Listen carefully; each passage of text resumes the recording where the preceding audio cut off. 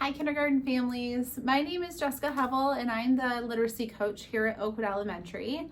And I thought that I would start by sending just a couple minute little tips and tricks for parents while reading with their kindergartners. I understand that this has been a crazy time, and especially when some of us are in person and some of us are virtual and we missed so much school last year that it can cause a little stress, and I wanted to be able to offer you some support while at home.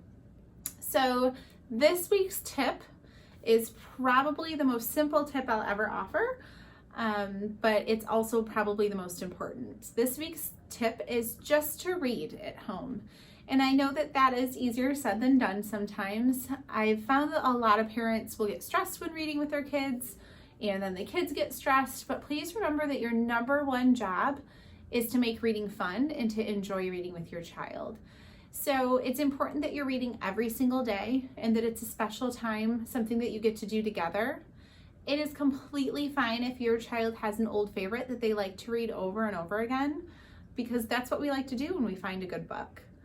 It's also okay if you take turns and your child reads some and you read some. There might be a book that you're doing as more of a read aloud and you're reading it to your child, and then you can incorporate books that they can read too.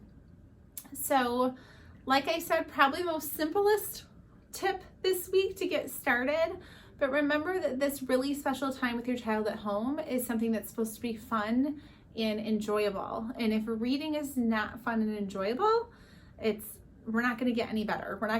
It's not going to continue to get easier.